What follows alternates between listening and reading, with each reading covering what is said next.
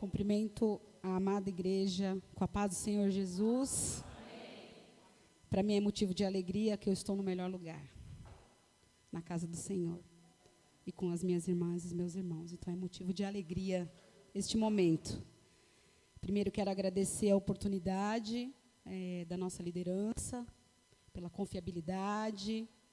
Peço aqui na minha retaguarda, os obreiros da nossa casa, do Senhor Jesus, que estejam aí na intercessão. Quando a irmã Ana falou comigo, eu comecei a orar ao Senhor para saber qual seria a direção deste dia, né, dessa palavra. E o Senhor falou muito comigo em sonho, quando eu ia dormir. Então, nesse sentido, eu estou tranquila, porque é o Espírito Santo de Deus que me conduziu até aqui. Peço a todos que tomem vossos assentos. E a palavra que o Senhor colocou no meu coração nesta noite, em Miqueias, então convido a igreja a abrir em Miqueias 6, versículo 8.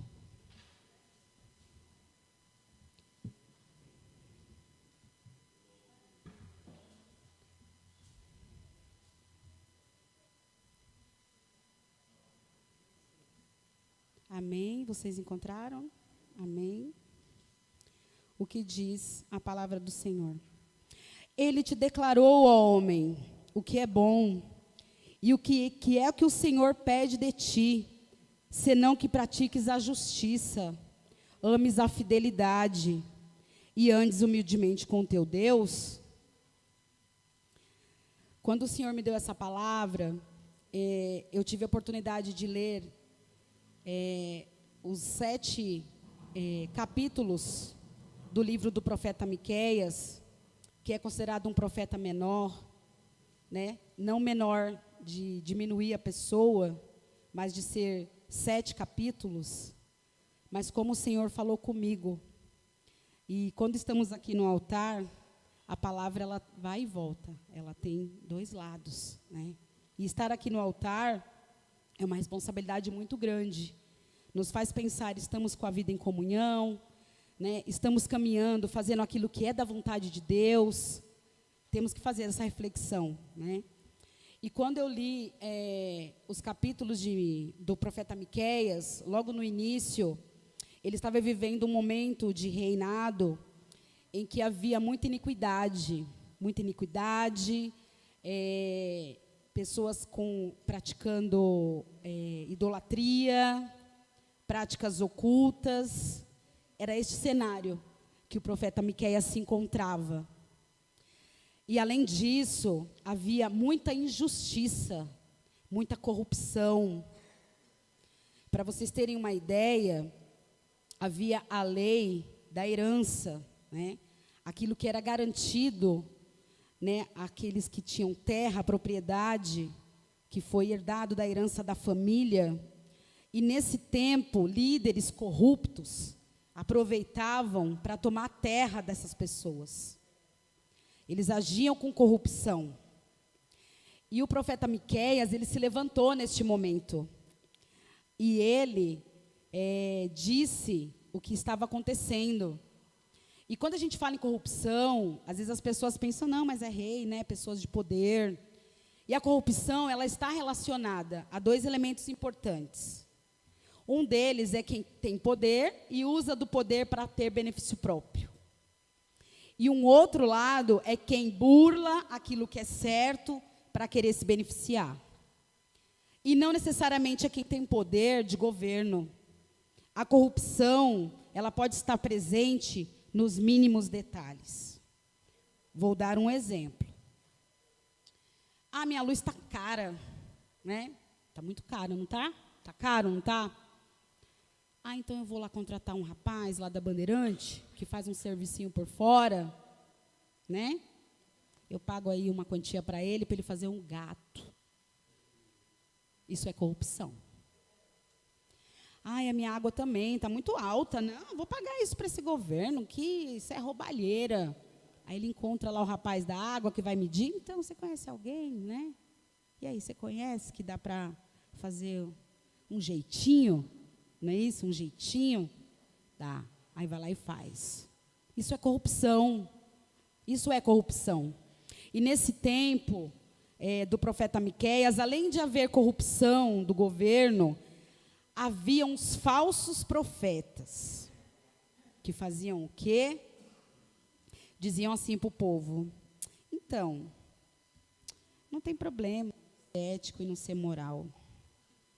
O que importa é cumprir a lei cerimonial. Olha lá. Então, o que eles querem dizer com isso? Você pode pecar, né? Você pode fazer tudo de errado. Vai lá, faz o holocausto e faz o sacrifício. Está tudo certo. Eles não falavam em arrependimento e em redenção. E o Senhor, neste momento, diz aqui na palavra, né, quem tiver a oportunidade depois de ler, muito importante, que aqui diz contra a injustiça e a idolatria. O Senhor, aqui, no capítulo 2, no versículo 10, ele diz assim: levantai-vos e ide-vos, porque este não é lugar de descanso, por causa da imundícia que traz destruição, sim, destruição enorme. O Senhor, neste momento, Ele intima o povo de Deus, que está no meio desse lamaçal, a se posicionar. Ele nos chama a se posicionar. E o povo fica recuado. Se vermos no contexto de vida hoje, também estamos no lamaçal, porque o mundo está corrompido. E aí, quantas vezes não nos posicionamos com medo do homem? E o Senhor está lá falando: se posicione. Você foi escolhido, você é povo de Deus, você é meu povo. E o povo estava lá, inerte, sem se mexer, simplesmente deixando tudo acontecer. E o Senhor aqui diz que o castigo sobre os opressores, aqueles que tomaram aquilo que era do pessoal que tinha a lei da herança, quem praticou a corrupção, teriam consequências. O Senhor diz aqui que eles seriam castigados. Ele diz aqui que haveria o castigo. Só que o Senhor nos chama para tomar uma posição, né? Então, que nós possamos observar, quando vemos tanto a corrupção quanto a falsidade dos profetas neste tempo, que fala que não, então eu posso dormir, né, eu penso no pecado, vou pensar no que eu vou fazer amanhã e faço. Porque aqui diz que o Senhor não teria piedade sobre essas pessoas. Porque as pessoas aqui, segundo o livro de Miqueias, elas dormiam pensando na maldade, alimentavam durante a noite a maldade e pela manhã praticava. Ia lá tomar a terra dos outros, né? Roubar, praticar corrupção. E quando vamos para o Novo Testamento, e o Senhor disse ao meu coração sobre isso, e não diz para a igreja de Cumbica, mas diz para nós cristãos. Quantos praticam o pecado, vão dormir, praticam o pecado, pensando, não, é só orar, né? Eu vou lá ajoelhar, pedir perdão para Deus. Mas fez pensado. E aí? Qual que é o preço disso? Porque aqui diz que o Senhor pesará a mão. E aí? O que nós faremos? Mas sabe o que me chama mais atenção? Que quando o profeta Miqueias faz a denúncia, sabe o que os líderes corruptos e os falsos profetas dizem ali para a comunidade? Que ele é louco. Que ele é louco. Sabe o que quer dizer isso? Eles querem nos confundir de dizer que o que é errado está certo e o que é certo está errado. É isso que o mundo que está do jeito que está quer que nós sejamos convencidos. E aí faz com que o povo recue na aliança, porque aqui o Senhor diz, no versículo que eu li, no versículo 8, que fala que pratiques a justiça. Quando Deus fala da justiça, é em relação à aliança que Ele fez com o teu povo. Deus fez uma aliança com o teu povo, que é a manifestação do amor, da graça e da tua fidelidade. O Senhor nunca falhou conosco na aliança, mas e nós? Será que estamos atentos a esta aliança? Como estamos com isso? Quando vamos aqui, e o que me chama atenção, apesar de todo o lamaçal, o profeta Miqueias diz que há possibilidade de restauração. Mas ainda assim, olha para vocês verem, eu fiquei pensando na palavra, eu falei, meu Deus, eu amo tanto meu Deus, não pelo que Ele faz, mas pelo que Ele é. Pelo que Ele é. Porque quando a gente olha aqui, que ele fala, usado pelo profeta Miqueias, que há possibilidade de restauração, porque ele chama o povo para se posicionar perante o lamaçal. E eles ficam recuados. Quem é instrumento de restauração? Quem o Senhor usa para restauração? Somos nós. Né? Somos nós. Então, Ele nos dá aqui a possibilidade de restauração, mesmo perante o lamaçal. E aí, é muito interessante que o profeta Miqueias, ele foi usado de uma forma tão grandiosa para anunciar a vinda do Messias, que ele diz até que é em Belém. O detalhe do que o profeta diz no capítulo, de que virá, de que haverá possibilidade de restauração, de renovação, através do Messias, que nascerá aqui, está aqui.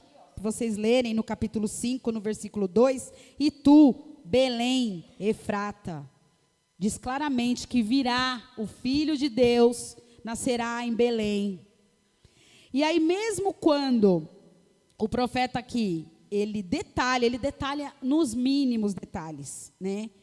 Que o Messias virá para restaurar Israel, para purificar Israel, para libertar da idolatria e das práticas ocultas. Ainda assim, quando lemos lá, no capítulo que eu me empenhei muito em estudar, que é o capítulo 6, lá no verso 3, o Senhor indaga o povo. Olha lá o que ele diz. Ó povo meu, que tenho feito e com que te aborreci? Olha lá a humildade do Senhor. Ele pergunta ao povo o que ele fez para eles se aborrecerem. Como assim?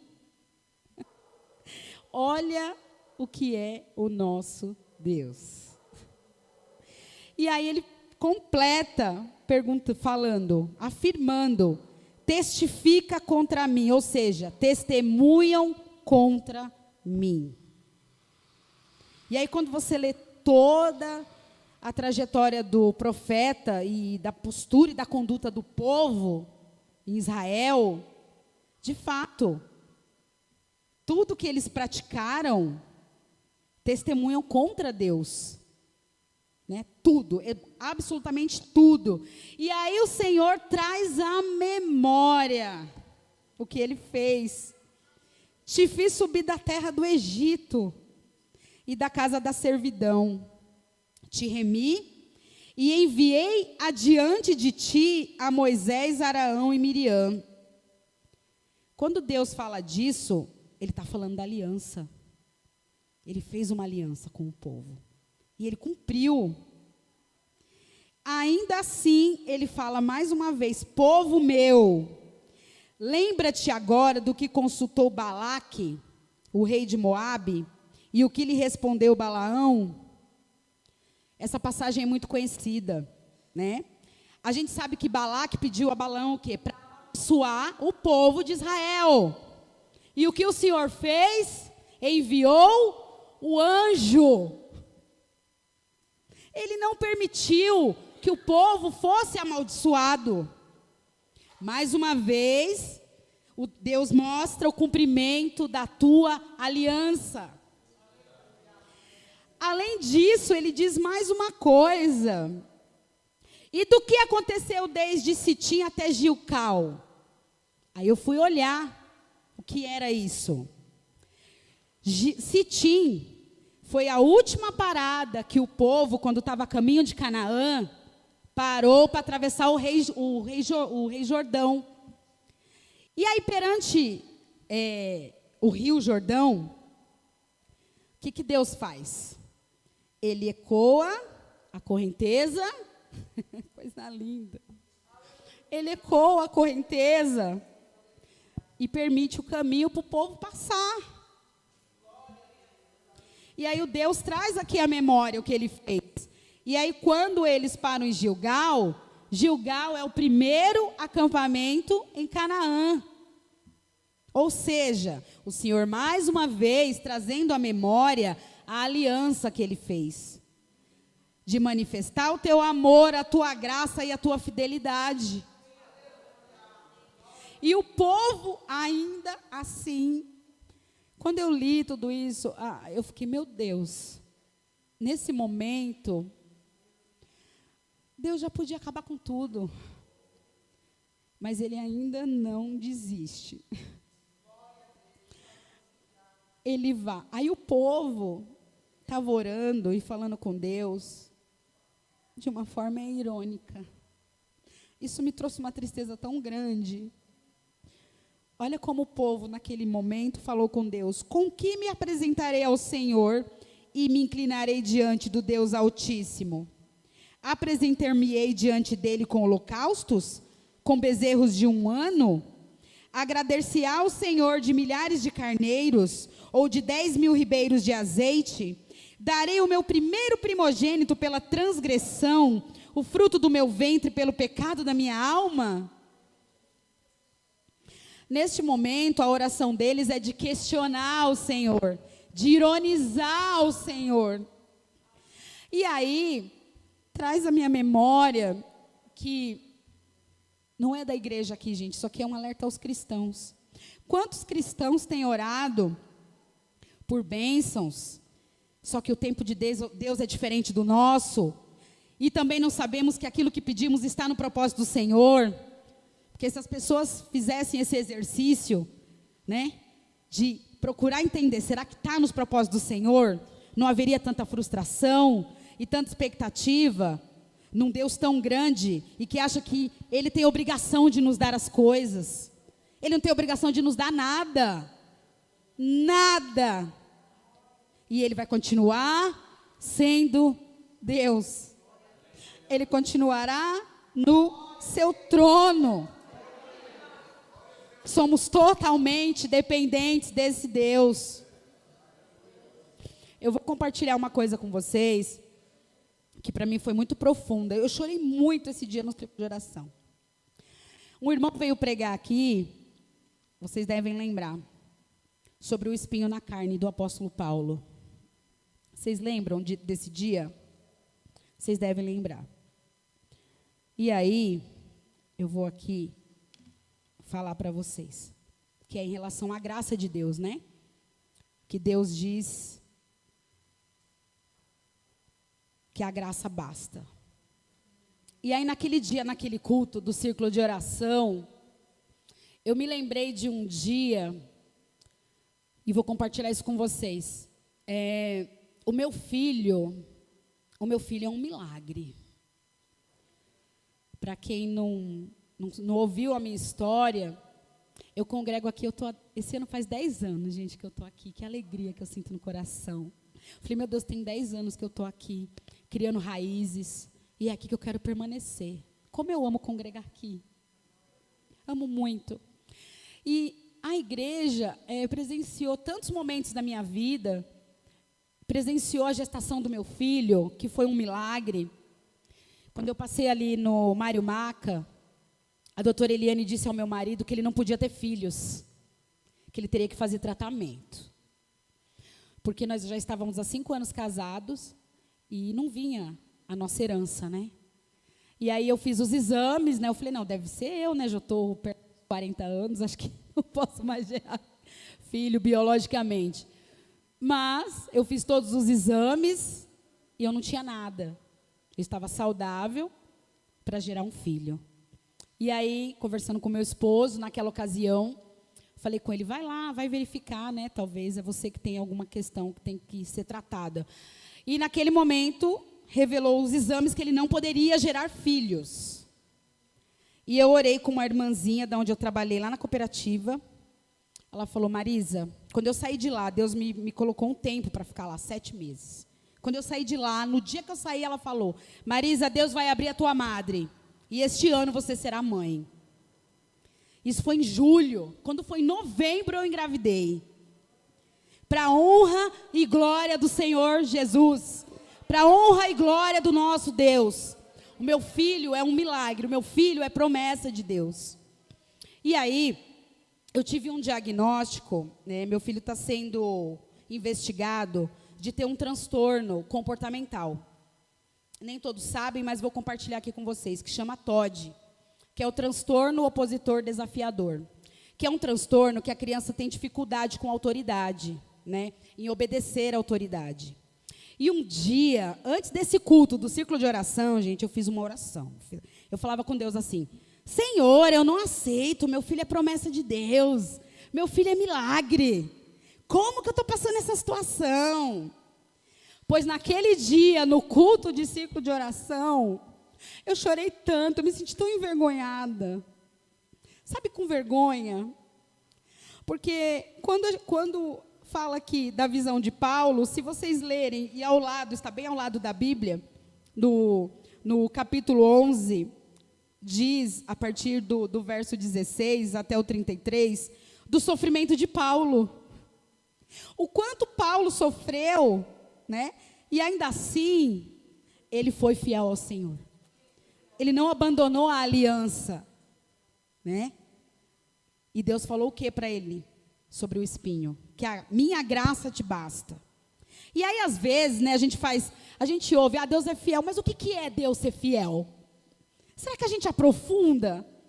Eu fui lá entender, o que é a minha graça te basta? O que é isso? O que é isso, Senhor? É que somente a questão de Deus nos fortalecer e nos sustentar nos basta. Naquele dia eu senti vergonha, no culto aqui, gente, eu senti vergonha. Eu pedi perdão ao Senhor. Aí sabe como começou a minha oração? Como começou a minha relação com o Senhor nesse propósito? Senhor, eu tenho que passar, a tua graça me basta. Eu mudei a minha relação de falar com o Senhor sobre essa questão. Falei, a tua graça me basta. Me sustente e me fortaleça para passar esse processo. E assim tem sido. E sabe por que eu digo que eu amo o Senhor pelo que Ele é? Porque Ele ainda me deu oportunidade. E dá para cada um de nós. Porque Jesus não voltou ainda. Jesus não voltou ainda. Então a gente ainda tem tempo, não tem? Então o Senhor a cada dia nos dá tempo. Para o quê? Para amadurecermos espiritualmente. Para retomarmos a nossa posição. E a gente precisa voltar à posição, né? Eu vou falar para vocês que tem uma passagem já no Novo Testamento, aqui em Atos 18, quando o apóstolo Paulo chegou em Corinto com aquela comunidade, a situação não era fácil, não. Era um pessoal que tinha dinheiro, mas tinha muita iniquidade também. E aí o apóstolo Paulo chegou naquela comunidade e ele teve 2 apoios essenciais, que foi Áquila e Priscila. Mas ainda assim não estava fácil, não. Não estava fácil porque aqui diz, olha aqui o que diz, vou ler para vocês. Aqui. E disse o Senhor em visão a Paulo: não temas, mas fala e não te cales. Porque eu sou contigo, e ninguém lançará a mão de ti para te fazer mal. Pois tenho muito povo nesta cidade. O apóstolo Paulo, com certeza, sentiu insegurança, porque nós somos carne. Mas o Senhor veio aqui mais uma vez firmar a sua aliança, não é? Manifestar o teu amor, tua graça e a tua fidelidade.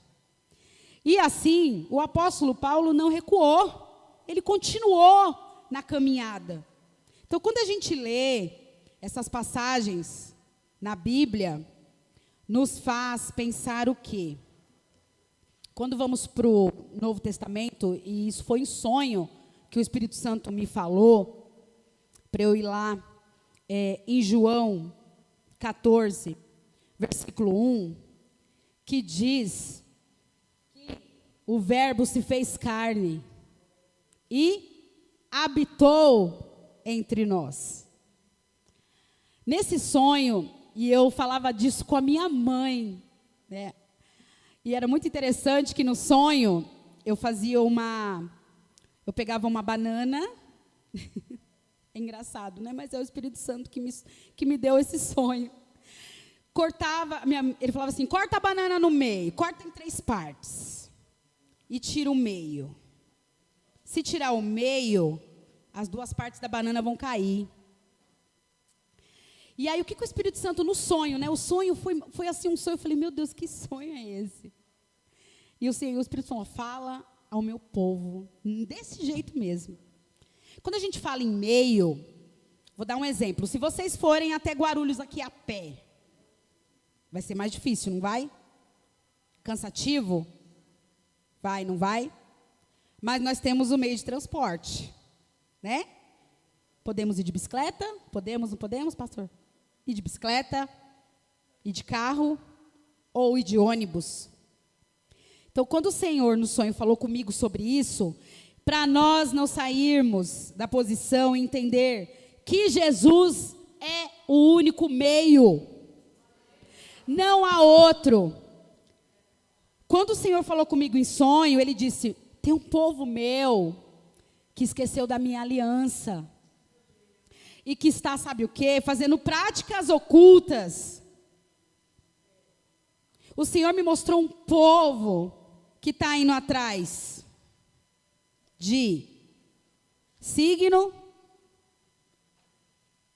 cartomante. E eu quero que vocês entendam, ele não me disse que é a incumbica, tá? É o povo cristão, o povo escolhido. Estão tão indagando ao Senhor, porque pede algo, e já estão falando com ironia nas orações com o Senhor. Senhor, então você não quer me dar? Mas eu vou para a igreja todo dia. Eu dou uma boa oferta. Eu dou um bom dízimo. Por que o Senhor não me dá? Aí a gente tem que olhar e falar, a tua graça me basta. Eu não tenho casa própria. Todo mundo sabe que. Mas a tua graça me basta. O meu marido está sem emprego há 4 meses. Vocês sabem o que é estar sem emprego há 4 meses? Pagando aluguel, tendo um filho pequeno para cuidar, as contas chegam. Mas eu falo, a tua graça me basta. Sabe por quê? Porque eu não me esqueci da aliança que o Senhor fez conosco. Eu sei da aliança que Ele fez. E aí, quando eu olho, eu falo, meu Deus, tem 4 meses que meu marido tem procurado emprego na área dele, ele tem experiência, ele tem qualificação e as portas não se abrem. Mas ainda assim, a gente está firme, a gente fala, murmurar a gente não vai. Murmurar não vai. Mas quantas vezes a gente levanta na madrugada, que o Espírito Santo incomoda, vai orar, e a gente levanta. E assim a gente tem feito. Vivido pela graça. E é isso que a gente tem que caminhar dia a dia. Viver pela graça. Porque o Senhor nos fortalece, Ele nos sustenta. Não tem faltado nada. Sabe o que é nada? Não tem faltado nada na minha casa. Muitas vezes à noite, já aconteceu, de eu ir deitar e falei, meu Deus, não tenho o dinheiro para comprar o pão que o meu filho gosta amanhã, não tem. Não tem. Aí eu vou deitar, fui deitar, falei, e agora, Jesus? Meu filho gosta desse pão e não tem, amanhã não vai ter. E amanheceu o dia, e alguém te mandar uma mensagem, te dar a paz do Senhor, perguntar como você está, e de repente te fazer um pix e você ir lá e comprar o pão para o seu filho. E aí eu digo que eu amo ao Senhor, não pelo que Ele faz, mas pelo que Ele é. Porque Ele não rompeu a aliança com o teu povo, mas o teu povo está rompendo a aliança com Ele. Então que venhamos, nesta noite, trazer à memória aquilo que o Senhor faz, mas aquilo mais importante, o que Ele é. O que Ele é. Que venhamos assumir a nossa postura de soldado. Que venhamos de fato fazer a diferença. Porque viemos para fazer a diferença. Para sermos sal e luz. Eu vou dizer para vocês, eu estou num grupo, eu sou professora eventual. E a gente tem tido não muitos reconhecimentos trabalhistas. A Ivanilza sabe disso, ela já está entrando nesse mundo agora lá. E aí eu acabei sem eu querer me tornando uma liderança nesse grupo. Tem 400 professoras nesse grupo. E eu tenho que mediar dia a dia, porque ali tem pessoas de várias religiões, tem pessoas de várias histórias. E aí entrou uma pessoa muito oportunista, mas em nenhum momento, e é tão interessante, gente, convido vocês a vir para a escola bíblica dominical. Eu sempre amei vir na escola bíblica. Amo estudar a palavra do Senhor. Parei por um tempo, que o filho era pequeno, né? Enfim, mas eu tenho vindo. E como tenho aprendido na escola bíblica dominical. De ser uma ordenança a não falar mal de ninguém. Né? E eu fui entender no estudo o que era isso, o que é falar mal. E aí, essa moça, muito lá, oportunista, mas em nenhum momento eu a denegri no grupo. Né? Mantive minha postura de cristã. E aí disse, olha, gente, a partir de agora, aquilo que não for mais possível, a gente não caminha juntos, cada um segue um caminho, né? Coloquei lá no grupo. Se vocês entendem que outra pessoa podem representá-los como liderança, eu estou deixando o caminho aberto, né? E assim gravei o áudio, enfim. E o que mais interessante é que várias professoras entraram no meu particular para dizer, Marisa, você não sabe o quanto você é bênção. O quanto a sua fala no grupo é propositiva. O quanto você demonstra sinceridade, honestidade. E aquilo foi enchendo meu coração de alegria, né? Porque teve uma que é cristã, e aí ela mandou um áudio para mim ontem à noite. Eu consegui ouvir, aí gravei para ela de volta, usada pelo Espírito Santo de Deus, e aí hoje ela me respondeu agora à noite. Marisa, agora eu sei. Agora eu entendi tudo. Você tem a luz de Cristo. E quando a gente compartilha isso, não é porque a gente é melhor que ninguém, mas só isso, eu ganhei meu dia. Porque não sou eu, é Cristo. E Cristo tem que ser refletido em mim. Para que outras pessoas que muitos não conhecem a Cristo, tenham anseio de conhecer Cristo. É o nosso papel, né? É o nosso papel. Então eu venho concluir essa mensagem que o Senhor falou ao meu coração, de forma grandiosa, que quando Ele fala que não vai dar mais tempo, que já passou 2 minutos, que Ele fala que nós, né, que Ele pede que nós pratiquemos a justiça, é que nós não desfaçamos a aliança, que coloquemos ela em prática, né? E Ele diz aqui para amar a fidelidade. Sabe o que é amar a fidelidade? É ser fiel. Ele pede que nós sejamos fiel. E o que é ser fiel? É ser constante e perseverante, independente das circunstâncias. Que não desistamos e permanecemos na posição. É disso que ele fala, que a gente ame a fidelidade. Que a gente ame perseverar no Senhor. Que a gente ame caminhar com o Senhor. É disso que ele fala. E ele fecha falando, andes humildemente com o teu Deus. é nós diminuirmos para que Ele cresça. Que nós reconheçamos que Ele é o dono de tudo. É Ele que conduz tudo. É disso que Ele está falando. Que nós não batemos no peito e fala, eu sou, eu posso. Que a gente tenha humildade. Humildade de caminhar com Deus e colocar nas mãos dEle. Porque Ele sabe o que é melhor. Ele nos dá a direção. E que nós retomemos aquilo que Deus é. Porque é disso que fala aqui. Da justiça de Deus. Que é a aliança que Ele fez conosco. Que é a manifestação do amor, da graça e da fidelidade. Que esta mensagem tenha falado ao coração de vocês. Porque ela falou muito ao meu coração. Me encheu de alegria. E eu agradeço a rica oportunidade em nome de Jesus.